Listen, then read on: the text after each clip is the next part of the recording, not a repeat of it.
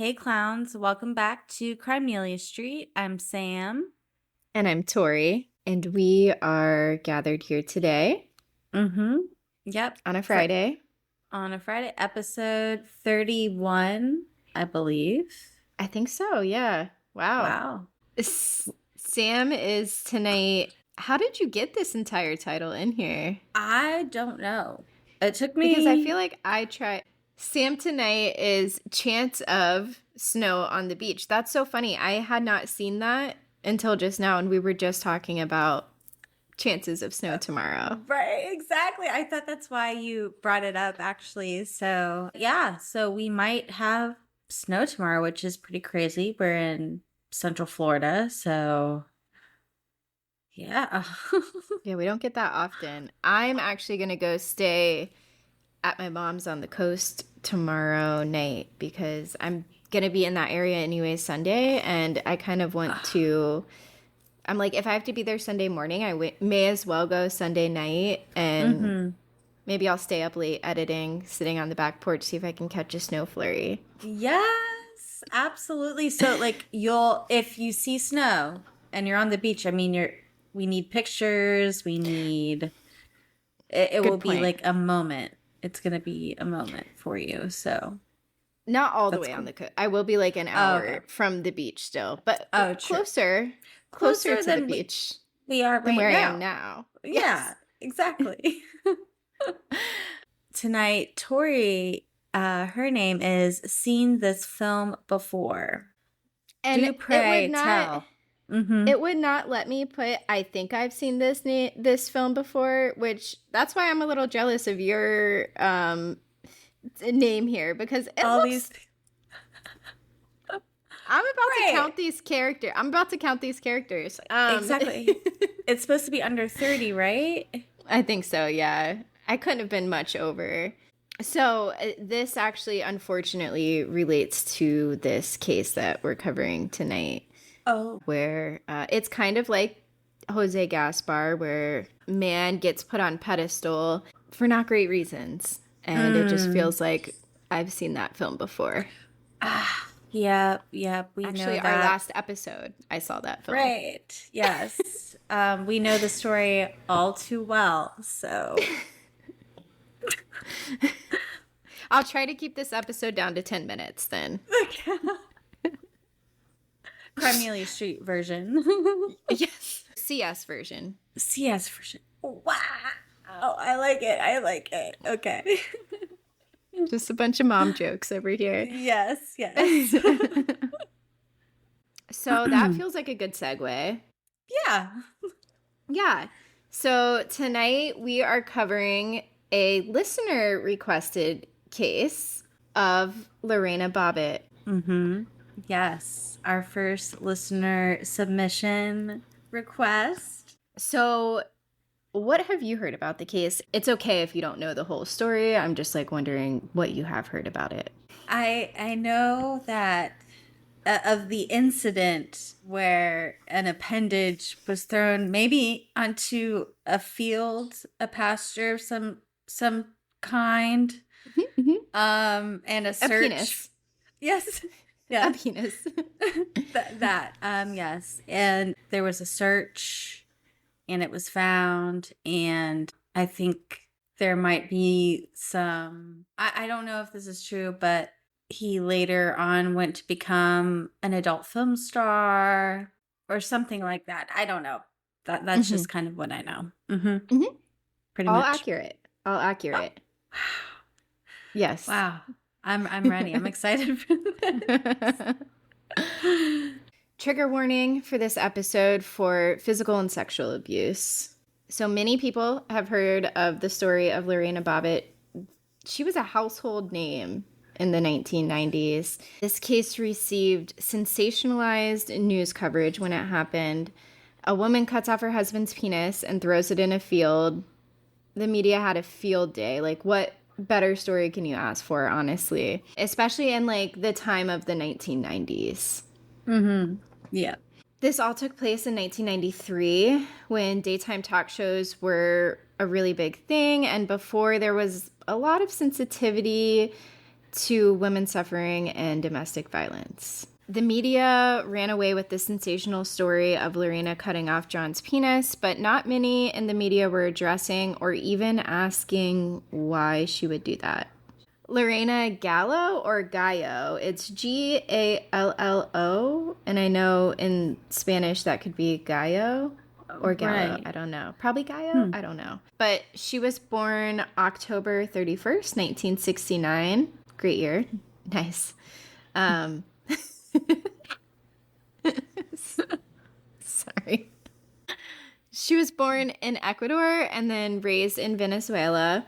In Latin culture, quinceañera is a huge thing. It's when a girl turns 15. Boys also have one, I found out. It's called a quinceañero, but obviously it would have been quinceañera for Lorena. They're traditionally super lavish and over-the-top celebrations. Lorena's family didn't have a ton of money, so they weren't able to throw her a huge quinceañera for her birthday. So she asked instead to take a trip to the US. So her first time coming to the US was when she was a teenager, and she loved it. When she graduated from high school, she then enrolled in an American college and came to the US on a student visa. Lorena was 18 years old when she came to the States, and she was living with some family friends who were in Virginia. They were the Castros. Lorena knew no English when she came to the States, so she enrolled in some ESL courses at her college where she learned to speak English and also learned from watching daytime TV shows like soap operas. This is like the golden era of soap operas too. My mom still watches General Hospital. Wow. That's Like every day. amazing. It's wild how long they've been running for. Like The Young and the Restless. Like they have Dude. storylines going on literally like 30 years. I know. And like I see some of the actors and the ones who haven't switched actors for the same characters 15 Right. times. But I'll see some of the actors and I'm like, "Oh my God, like I remember this actor when I was a child playing this Right. role." It's just crazy how long standing they are. And the Yeah. fact that they still are happening. Right. Daily. Like 5 days a week. That is some funding. Right. And some I think- writing. No wonder like Right. people like miraculously like come back to life and stuff. And the writing isn't, you know? Right. Like Top they will part. be buried. And it's Yes. like they'll have a funeral and everything, and then it'll be like they show up. He's like been a year living on later. a boat Right. in Antarctica. Got plastic surgery. Changed his whole face. Shaved his bones down. Got shorter. I don't know. Different That's color crazy. eyes, yeah. Yeah. Which makes me think, actually, was it Nicholas Barclay?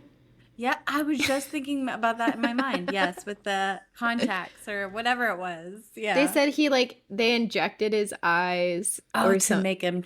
Yeah. That was crazy. Okay. That was wild. Mm-hmm. So, John Wayne Bobbitt was born in Buffalo, New York in 1967. There's not a ton out there about his upbringing, but he does share in a documentary about this case on Amazon called Lorena, which is great. I got most of my information from there. If anyone wants a deeper dive, watch that. It's really good. And it's a 4-part series. I think the episodes are kind of long. They might be over an hour, but really good information. And I think they did a good job with it. So John says in an interview in that documentary that he did have a bit of an unstable upbringing. He witnessed his father physically abusing his mother. Sounded like they moved around homes quite a bit and like who the caretaker of the children was. He also had a pedophile uncle who would abuse him and some of the boys that he lived with as well. So not a great childhood. Right. John ends up enlisting with the Marines and is stationed at Camp, I never know how to say this. It's in a lot of like lawsuit settlements. Camp Lejeune while enlisted. That's it. Yeah. After meeting, they began dating. Lorena's parents were very strict, so they were only allowed to go on chaperoned dates, which is just kind of cute. Very old school. Mm-hmm. The Castros were their chaperones. That was the family friends, as Lorena's parents were and immediate family were still in Venezuela. The Castro's daughters immediately did not like John. He always forgot his wallet when they would go on dates, so Lorena almost always ended up footing the bill. Hmm. And they also thought he just drank too much. Okay. Lorena was smitten by him, though, and just believed him when he said he forgot his wallet. I think to understand her perspective, you kind of have to put yourself back in in the shoes when you had your first love. She's just like over the moon. She's like captivated by his blue eyes and just thought he was so handsome and just felt super deeply for him. Yeah, he could do no wrong, Yes. in her Yeah. eyes. Yeah. Mm-hmm. After 10 months of dating, one day they went to the military pool. John was swimming and found a gold ring with a bow on it at the bottom of the pool. Okay, I'm getting ready for this. He emerged from the water and proposed to Lorena with it. It's giving ring on a string or something. And just to be clear, this was someone else's ring that they had lost in the pool. Oh, and he John. found it and proposed to her. Johnny boy. Okay. I think Lorena was even a little confused by the situation because she was like, if you're sure and you really mean it, because I just think it was like kind of a bizarre thing. She was like, then I say yes. Right. Spur of the moment. For sure. Uh-huh. Yeah. Wow. Okay. So they're engaged. In June of 1989, they married. Lorena was 20 and John was 22. And they settled down in Manassas, Virginia. And you can look at photo 1. So this was a picture at their wedding. So let's jump forward a few years to 1993. June 23rd, 1993 to be specific. John had been out drinking with a friend who was currently staying with the Bobbitts. When John and his buddy came home, they were both pretty intoxicated, and John says he went to sleep.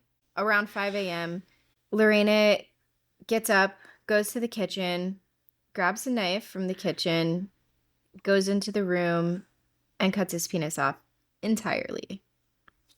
Oh, gosh. Wow. Yeah. Okay. He was so drunk and numb when it happened that he didn't even realize what had happened right away. He actually just laid there in bed for a few minutes before going to his friend who was staying over and trying to get his friend to call 911 for him. Oh my gosh. I just I don't have one, but it's almost like you could, oh my gosh. Ew. That's awful. Yeah. I mean, any amputation, situation is rough. But yeah, you'd think it'd be a little sensitive. And with a kitchen knife, I mean, I wonder how sharp that was. I know. It was a very clean cut. Okay. Yeah, very clean cut, which is startling. God. There was a joke in the documentary that she should go on to be a doctor because how clean the cut was. Right. Surgical precision. Right. Wow. When he did get to his friend was also so drunk that his friend didn't realize the severity of the situation and was trying to brush his teeth and stuff before getting John medical attention. Oh my gosh. Oh my goodness. Okay. I keep on trying to find something to say. It's just so, oh my gosh. It's just wild. It is truly wild. Mm-hmm. Yeah. Eventually, John and his friend do call 911. Dispatchers to the officers were very careful with what they said over the dispatch radio because they knew media surveilled those lines and they were sure that media would have a field day with this.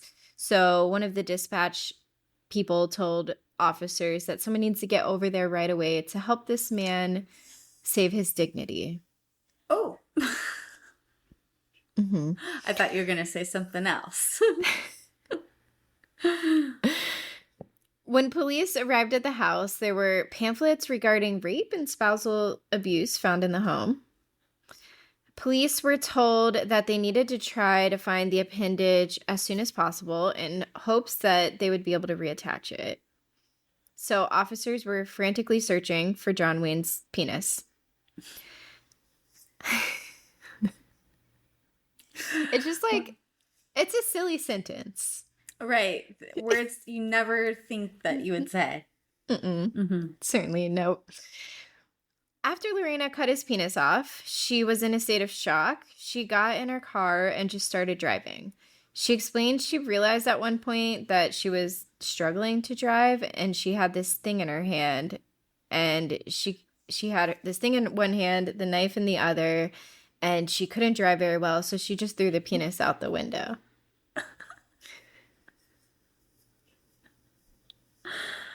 Oh my gosh. It's not, I mean, senseless violence is never funny. Mm-hmm. It's just the everything about the situation. Can you just picture someone just driving like that? It's like, The imagery of the situation is Right. something. Right. It's hard not. That is something. It's not to giggle. Yeah. Mm-hmm. So also, I would say not senseless, but we haven't gotten there yet. True. Okay, cool. I mean, not cool, but. Right. Lorena then drove to her place of work in the middle of the night and was trying to get inside. She was like in this state of shock. I don't think she totally understood that, like, no, the work is closed right now. And it was here in the trash can next to her place of work that she threw the knife away. Then she went to her friend/boss's house, Jana. After telling Jana what had happened, Lorena then went to the police station to report the abuse she'd endured from John Wayne Bobbitt. The officer asked her what she did with the penis, saying that that was the most urgent matter. Okay. Mm-hmm. She remembered tossing things out of the car and mentioned a 7-Eleven and an intersection near where she tossed it. She also told them where the knife was, and police were able to retrieve that as well. Officers went to the intersection near where Lorena had described throwing his penis out of the window and were searching in the fields for it. And one of the officers actually found it by stepping on it. Okay. All right. Now, this we can't put on YouTube, but if you want to see it, you don't have to look at it. There is a photo of the severed penis. Yeah. Oh. Yeah. Oh my gosh. That's wild. Yeah. It looks so small. But that's just like it does though, like I'm sure it's not like it was like the whole thing. And to be able to even find it. I think that's most people's first reaction when it was my first reaction, at least when I saw that too. I was like, oh, that's so weird. Like needle in a haystack, like, you know? Yeah, that's just what I would think, but the police were so unprofessional when they found it. The officer who found it refused to touch it and was just like pointing at it. Too gay. It's too gay, yeah. So eventually the officers were able to manage getting it on ice. They got the ice from a gas station. I think it was like put in a hot dog bag or something. And then the ice, and then they put the penis on the ice and then brought that to, I guess, the hospital, wherever it needed to go.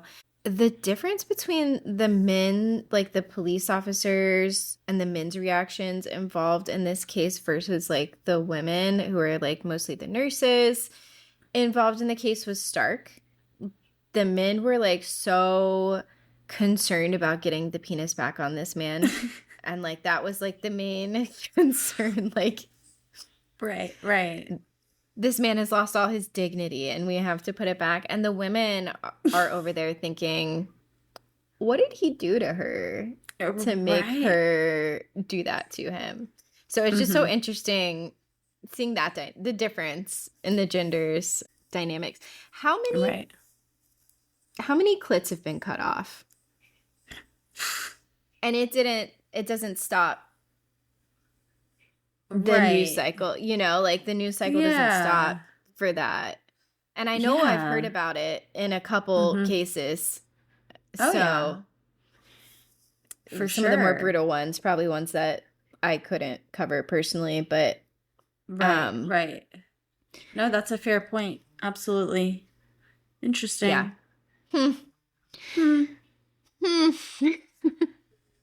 A rape kit was administered for Lorena at the hospital. She said that John raped her many times during their marriage and that the more she told him no and that she didn't want his sexual advances, the more he seemed to want it.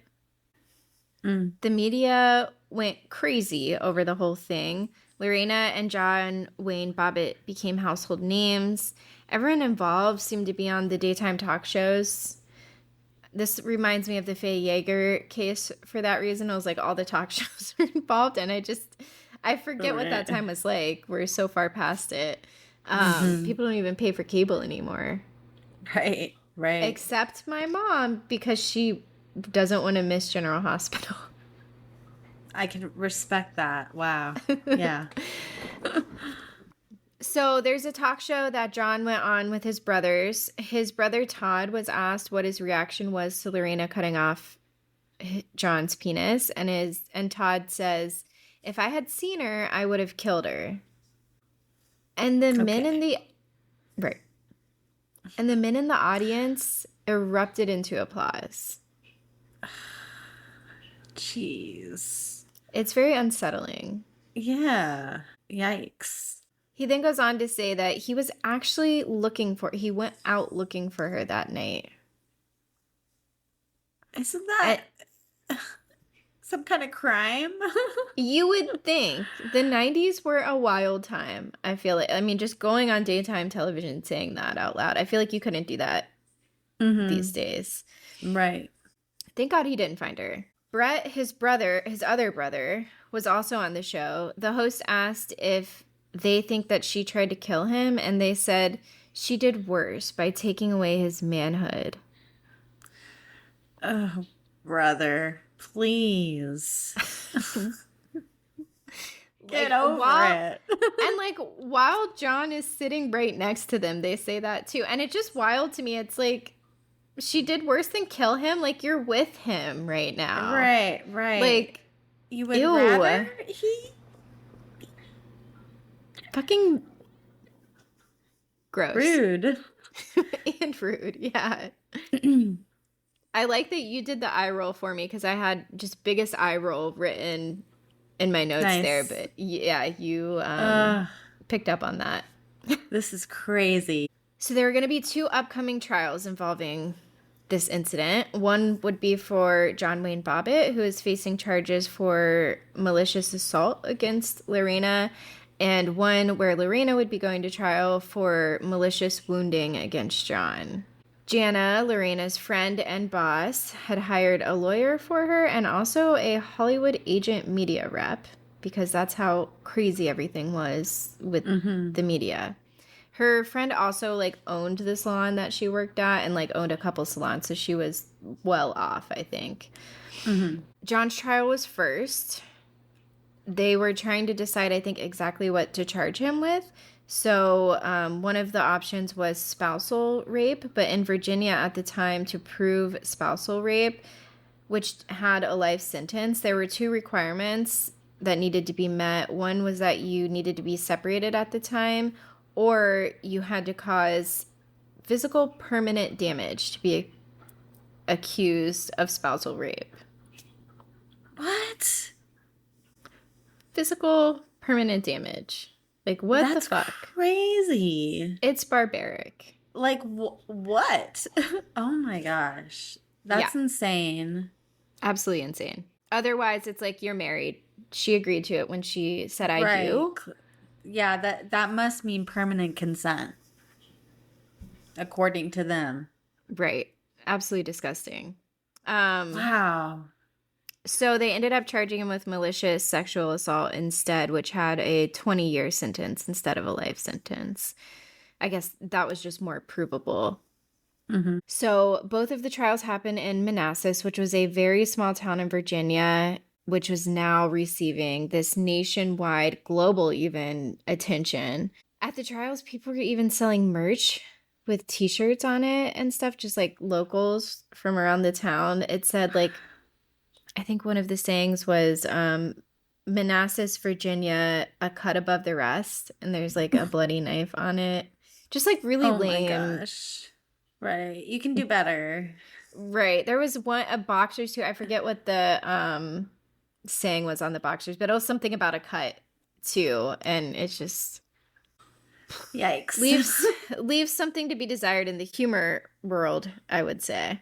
Mm-hmm. So the judge decided during John Wayne's trial that the long history of abuse that Lorena was claiming she had suffered would not be admissible for trial, and that they were only able to talk about the 5 days prior to the incident, which Mm-hmm. is kind of crazy. Like, I could almost more so understand that in her trial where she's going for, and I'm not a lawyer, so I'm sure there's something I'm missing, but like Mm-hmm. where she's being accused of actually harming him. Like, I don't understand why his trial of malicious assault that night is cut to only 5 days before. It seems like the long history of abuse would be more pertinent and important to his case because he's being charged of abuse or Right. assault. Right.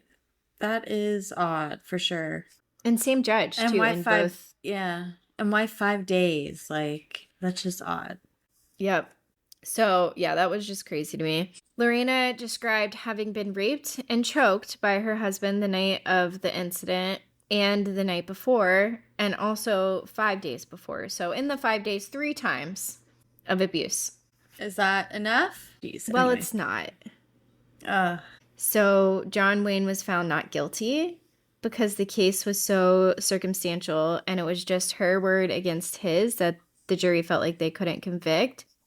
Someone mm-hmm. from the jury did say that if there was a witness who like heard screams or something, like they would have felt better about it, but there were no witnesses. It was just her word against his, so they felt like they couldn't convict. And only 5 days. It's like I Right. can't wrap my head around why the judge decided that, but Right. That sucks. it does. Yeah, the whole country is just making a joke out of the whole thing too. Many comedians were doing stand-up routines referencing the event, and like many of the routines were very racist and quite frankly just like not tasteful. It's like low-hanging fruit, exaggerated Mm-hmm. accents, and most of them are just implying that Lorena is this hot-blooded Latina woman. Again, the 90s were a wild time. Oh, yeah. Speaking of the 90s, Howard Stern had a New Year's girl pageant where he had a fundraiser for John Wayne Bobbitt. And I've seen conflicting numbers over the amount that was raised, but it was somewhere between 190,000 and 125,000 was raised for John Wayne Bobbitt. And they had this like penis meter that they were like keeping it track of the amount. Oh, my It was so gosh. over the top and just like, Yeah. I don't know, just making such a joke out of this Mm-hmm. this event. Lorena admits that she struggled with the jokes and fell into a depression around this time. Before Lorena's trial, John actually ends up going on tour. Wow. Like full on tour. There was merch, all of it. I don't know. I guess he just spoke up on stage. Yeah, it was the like a mall Was it tour, like was it stand up, right? A mall tour. bookstore. Yeah, just like it's so gross that he's like capitalizing on this. Right.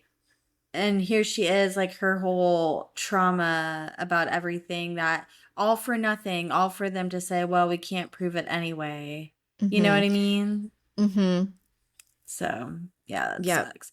So people were mostly, they were against her and kind of for him, or was it? I think at this point, yes.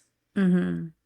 And I think a lot of that was due to her not being able to bring up the long history of abuse in that Yeah, the trial. Because trial. they were both televised, both the trials. And this is like at the beginning, very beginning, early days of trials being televised. Mm-hmm. It was like court TV was super new at the time still. And yeah, Mm-hmm. so I think because of the lack of her being able to bring that up, like a lot of people thought, oh, it was a lot easier for people to say she could just be lying. Right, right. Yeah. So Lorena's trial was initially December 23rd of 1993, but it got moved to January because they felt like viewership would be a little too low right before Christmas. The holidays. Yeah, absolutely. Yeah, Right. of Yep. course. So we'll move it to January. They did. Lorena was offered a plea bargain if she admitted that what she did was premeditated. She would do only 4 months in jail and then she could get off, but she would be pleading guilty to a felony. She did not accept the plea bargain because she knew if she pled guilty to a felony, she would never be able to become an American citizen, and she wanted to become an American citizen, so she risked 20 years in prison instead of taking the plea bargain. Wow. It's brave. Yeah, absolutely. Lorena's trial began in January of 1994. The biggest difference in Lorena's trial versus John's trial was that she was able to talk about the long-term history of abuse that she suffered from John. On that note, we're going to skip back from 1994 to 1989, right after the two were married. They were happy for a small time, but when John's enlistment in the military ended, he couldn't seem to keep a job. He tried a bunch of jobs, just couldn't keep one. He was like a bouncer at a club. He was doing everything. And I don't think it was that he was working super hard and like he just had bad luck. I think it was that he really didn't give a shit. He was also like Mm-hmm. a pretty strong alcoholic and just drank a lot. And I think he honestly, in my opinion, I think he just liked that Lorena was doing all the work and paying the bills and he could just go drink. Yeah.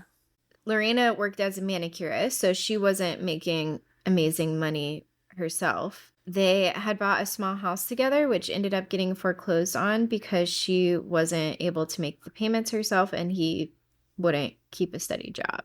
At one point, she even stole money from her employer. And this is the same employer that is like paying for her lawyers and stuff now. So like her employer really believed Lorena as to why she did these things to be able to still support her after this. But she Oh, stole for something, sure. I think it was like $7,000 that she stole Oh, from her damn. employer. Yeah. And I think they worked something out where she was paying it back in installments. Mm-hmm. She also stole some dresses from Nordstrom. And the dresses she didn't steal for financial gain, but she stole them because John kept telling her how ugly she was and she wanted to be pretty for him. Oh my gosh. Wow. Yeah.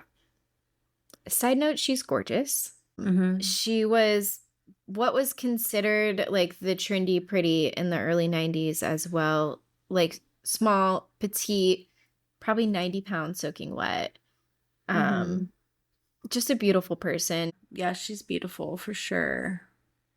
During this time when she was suffering this abuse, she didn't tell her family in Venezuela because she didn't want them to know what was really going on in her marriage. She talked about feeling like a failure, which I can understand. I felt like that a lot too when I was going through my divorce. And I know that that's like not the case, but it's just hard not to feel that way. Right, right. Yeah. It's not like the reality. You're just like internalizing like the stuff that's happening and yeah. Right.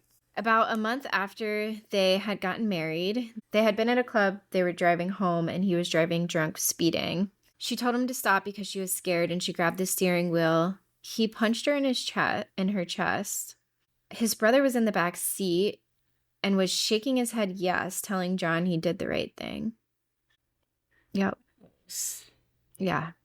When they got home, the abuse continued. An officer was called to their residence, and she said as soon as the officers showed up that John's entire demeanor changed. The officer asked her if she had somewhere to go that night. There wasn't, in this time too, this was like before, there really wasn't many like domestic violence shelters set up. There wasn't like hotlines to call. Women were just out there having to raw dog this shit, honestly. There was no help or support structure. There weren't legislation. There was nothing really to support. Obviously, I mean, to prove spousal rape, you had to cause permanent damage. Yeah, Or that be is separated. wild. You literally can't just say, no, I don't want it. Right. Ugh. That must have been like So, terrifying for her. right. I mean, it's so hard even with those things in place to get out of a situation like that. Yeah. Yeah.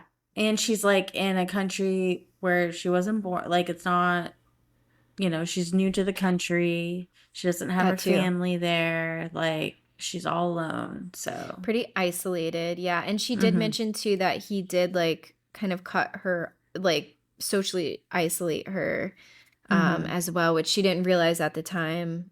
Now it's like that stuff is told to us. Like we know that that's a red flag, but there just wasn't as much awareness about it at the time. Right. Right. So when the officer came, he asked her if she had somewhere to go. So pretty much all they would do is be like, y'all gotta go separate ways for tonight. And she said no, but she said that she would leave anyways. And she left and slept in her car in the parking lot of her job that night. Oh, yeah. In 1990, Lorena got pregnant. John essentially told her that they weren't ready for a child and that she had to choose between him and the baby. Yikes. And during his interview in the documentary about this, he like alludes to the fact that she just wanted everything so fast, and she was from South America, so she didn't know how to live within her means, he said. What? And it's like, what does that even mean, dude? Right. It sounds like she's just trying to live her life with her husband. Dude, I can't believe he did that documentary. I feel like he thought he was like making himself look good in it. And then he's saying shit like that. And it's like, oh, you're showing who you really are. I can't believe you came on camera and did this. It's bold. It certainly is, yeah. And the like ego of him to think he's making himself look good. Right. By saying those things. Or it's not even ego, the like distorted reality. I don't know. Right. Ugh. Weird. Wild. Oh, jinx. I know, right? That's what.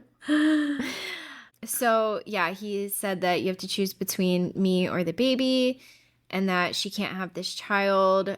He told her that he has to go do what bad girls do by getting an abortion.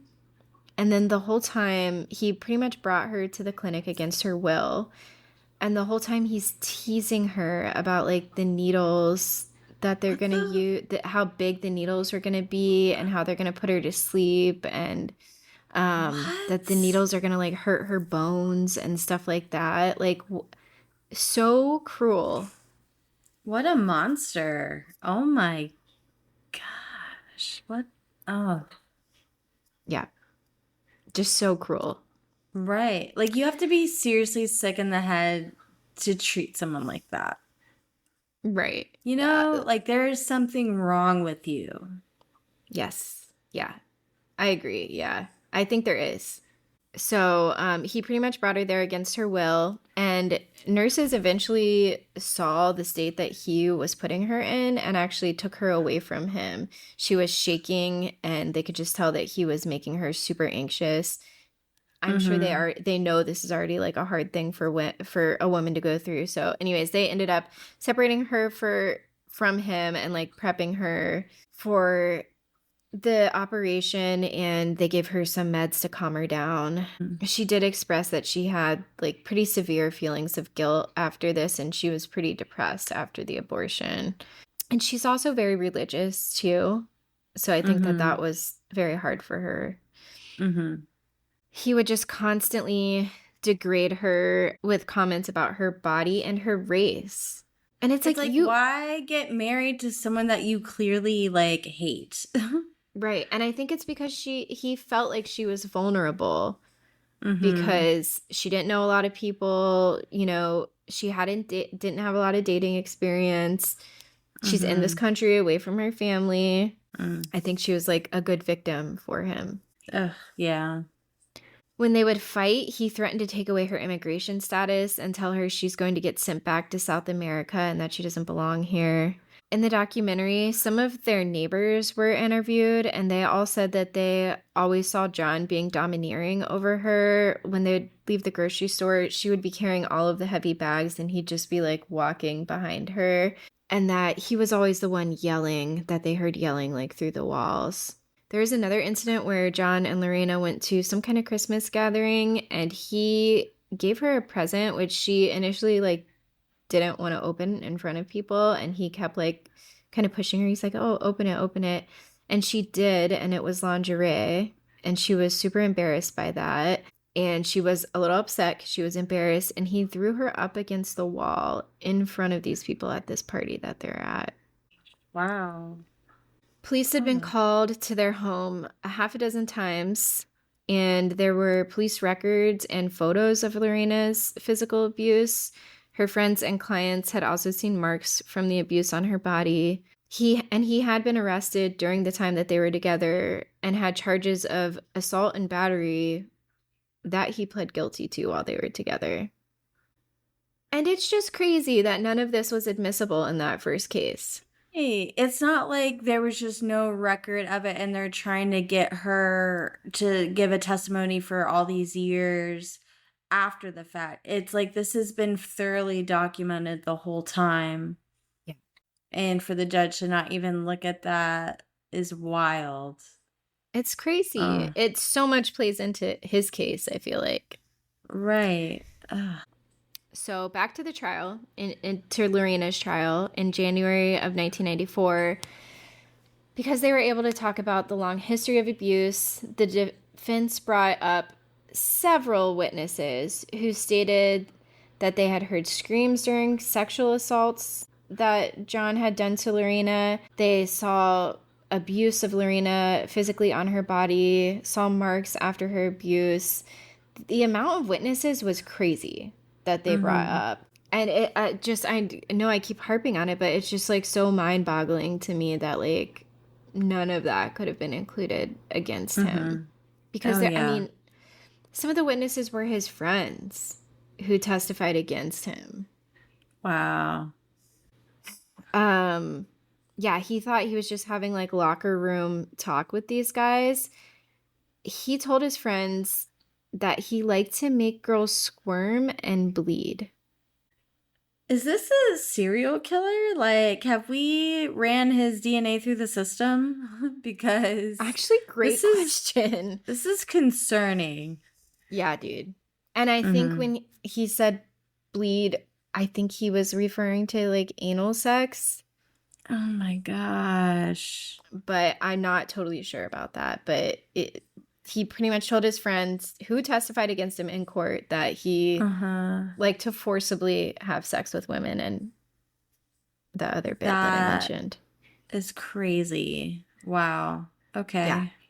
I think she didn't cut off enough if there's any more. Right. It was a little small. Is there more? Right. Yeah, it's okay. Fuck this guy, dude. This is actually one of the cases that I wish we could have researched together. We could have had some like good discussions, I feel like, over it if we both knew it, you know, about it coming in. But like this is just like a crazy case. Yeah. Okay. He enjoyed anal sex, and Lorena said that when he'd come home drunk at 3 or 4 in the morning that she knew what he was going to do to her. Watching some of the footage of Lorena having to testify against him on the stand in front of a room full of strangers, like for their judgment, was really hard to see. Yeah. The way she reacts when she's on the stand having to give the details of her rape was, you can see an immediate change in her demeanor. especially when they got to like the more graphic parts. At one point, she's nearly hyperventilating. It just really seems like someone who has experienced trauma. It doesn't seem like this is some, some people are like, oh, maybe they rehearsed, to have her tell the story in that way. I don't know. Maybe they did, but like she genuinely seemed traumatized. Oh, yeah, for sure. When he goes on the stand, he denies everything that she says happened to her. He says he's held her down and pushed her, but he never hit her. Okay. Yeah. Okay. And like that's okay, John. Like that's not okay. Yeah. There was some form. I'm not sure like why he had to fill out this form. There was no like details given on the background of it, but there's a form that he filled out that the defense brings up during the court hearing that he had filled out when he was with the Marines. It had his signature on it saying that he had struck his wife. And they're like, you don't remember any of this? You don't remember filling the form out? You don't remember signing it with your own name? And he's like, nope, I don't remember it. So I think the defense did a really good job there in breaking his credibility. Yeah, it's like, for sure. Just because you don't remember it doesn't mean it didn't happen all of a sudden. So. Right. And now we can't believe anything that you don't remember because that is solid proof. Right. And there was also time like police officers went on the stand to say that like they had gone over and like he was super drunk and she was hurt. And he's like, yeah, I don't remember that. Of course you don't. Yeah. So they did a really good job at showing like his selective memory. Yeah. I think. That's good. They also asked him if he had had sex with her that night, the night that he raped her, according to her, and I believe her. And he says he can't remember. Oh, yeah. He says he, like, got home and he remembers being on top of her, but then he thinks he just fell asleep. Okay. Okay, John. Yeah. I think I've seen this film before. Yep. Oh, I just can't remember. Yeah. But there's another case we covered where we were talking about how I can't remember what it was, but we have seen this film before. Yeah. So the defense pretty much needed to prove they were going to try to use the defense called irresistible impulse, which is almost like pleading temporary insanity. It's just like there's this impulse that like you just couldn't resist in that moment. It was like you snapped almost. Right. So Lorraine, not that I love that. Anyway, sorry. it is, yeah. And I could see what's the phrase? Irresistible impulse. Irresistible. Okay. And I could see someone having an irresistible impulse after having to put up with this dude for so long. Yes, absolutely. So Lorena says the night of the incident, John came home drunk and forced himself on her yet again. She gives very graphic, very hard to hear details, which she had to. I can't imagine how hard it is to do that in a room full of strangers, especially like the anal sex part of it all. I mean, she was a virgin before marrying him. So this is, she is super religious and having to talk about all this, like, not super religious. She's pretty religious and having to talk about this, like, in front of a room full of strangers so that they can judge you. I just can't imagine how hard that has to be. Yeah, absolutely. She said through sobs on the stand that she was in so much pain that it felt like her vagina was ripping apart. After the assault, she went to get water to calm down. She even asked him to, like, why do you keep doing this to me? Do you want to hurt me? And he talks about it. He remembers that part somehow. He talks about that in the doc. It's like, well, why would she be asking you that, John? Right. And he's saying in the documentary, I don't know. She was trying to talk to me. I was just trying to go to sleep. Like she's trying to talk about mowing the lawn or something. Wow. Ugh, I hate this guy. Fuck him. After the assault, she went to get water to calm down. She had the refrigerator open and the refrigerator light was shining on a knife. She said she had a flash of all the terrible things he's done to her, and then she grabbed the knife. The next thing she remembers is being in her car, and she didn't quite understand why she couldn't drive with this thing in her hand and the knife. She knew that she had cut him. She knew that's why she had this in her hand, but she was really out of it. And this is like, I guess, the first like real recollection she's having after grabbing the knife. And she's trying to drive, so she throws the appendage in her hand away out the window near the 7-Eleven where they sell hot dogs, apparently. So that's when she went to her job but couldn't get in and threw the knife in the trash. Thankfully, Lorena was acquitted. Okay. Our girl. Yes. She was found not guilty due to the irresistible impulse defense. But because she was charged with malicious wounding and she was able to be not guilty because of the irresistible impulse defense, she did have to go to a mental institution for 45 days. So I guess she was a little confused why she was still getting put in handcuffs and taken somewhere when she was found not guilty. But she had to go to this facility for 45 days, which again, John went on a fucking tour and sold merch, dude. He needs to be locked away somewhere. All the shit he did to her, and then she has to go to this facility and be evaluated, which, like, I understand why that's a law, but, like, just the fuck. Just the lack of, there's no consequences for him at all. Even through those times, like how many times? Yeah. He goes on a tour. Like, he gets rewarded. He goes on the Howard Stern show. He does all these interviews. People are like, you're riding horses. Does that hurt? Like, I hope it does. Can you still have sex? Like, everyone's just so infatuated with, like, the sensation of, like, she cut his dick off and just, like, so wrapped up in that. Right. The whole story of, like, the domestic violence part of it totally got lost in the media. Like, it was such a moment where they could have talked about that, you know, and brought light to it. And it's so disappointing that they passed. They could have. Right. They went down that route for sure. Yeah. And a lot of the female journalists, too, were saying that they were trying to bring that part of the story to their bosses, saying, oh, no one's like gotten the behind, like, why did she do it? That part of the story. And their bosses, all the editors, were men. And they were like, no one's interested in that. Oh my gosh. I bet so many people would have loved to know more about that. Even though it was televised and stuff, clearly that side of the story wasn't getting out. And because it's like, it's like you want to hear the why, you know? Right. And it's a pretty crazy why. So she did end up getting a lot of support while she was during her trial. She did end up getting a lot of support from the Latin community.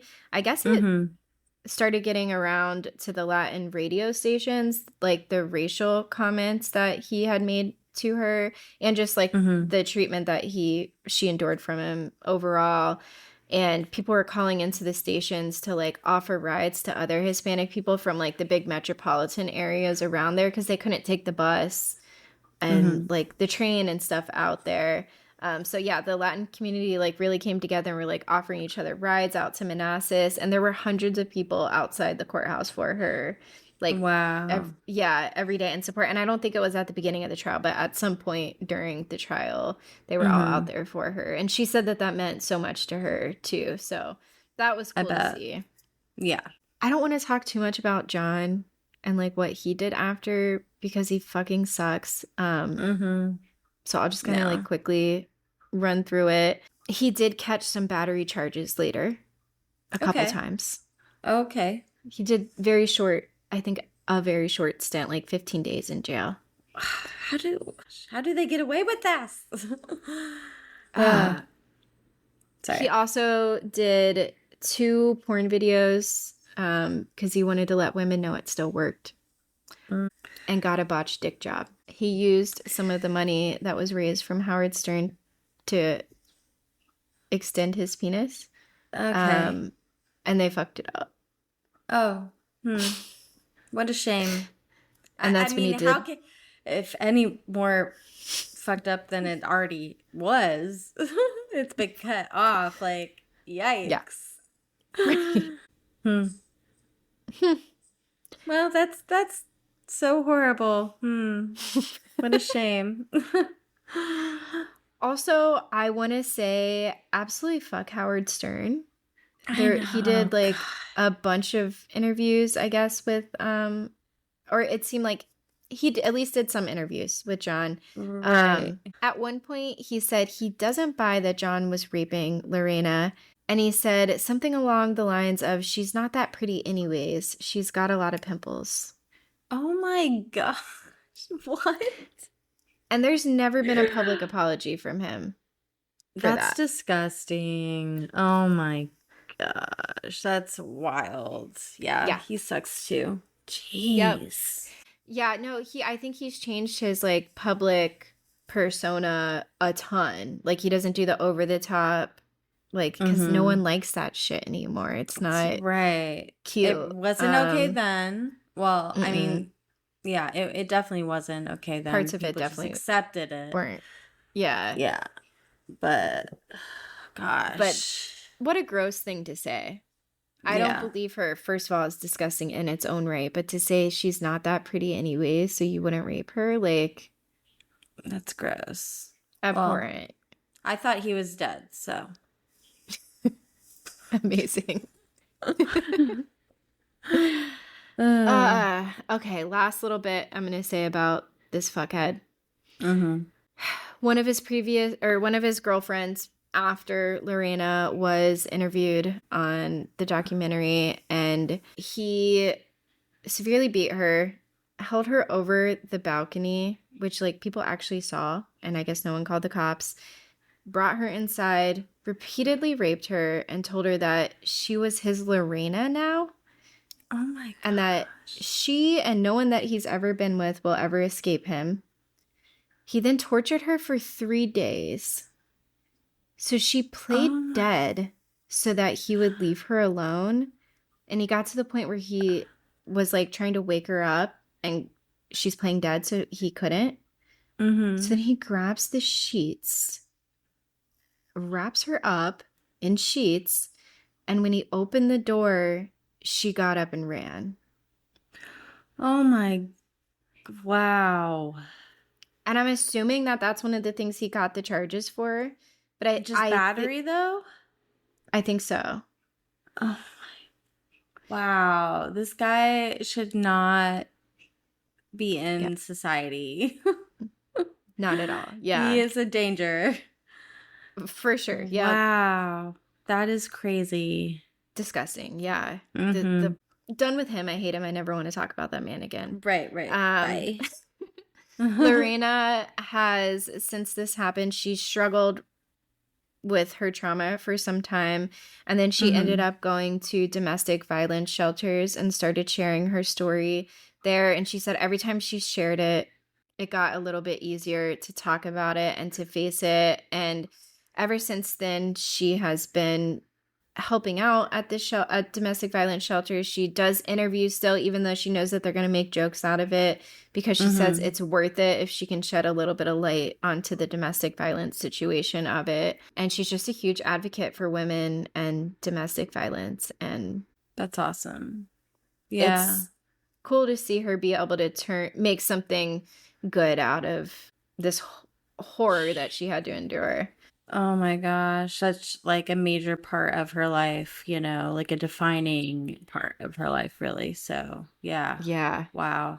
Ooh. And that's that. That was a wild ride. Yeah. Thank you for the research and for telling me the story, because that is crazy. I did not know. I thought she cut it off because he was like cheating on her.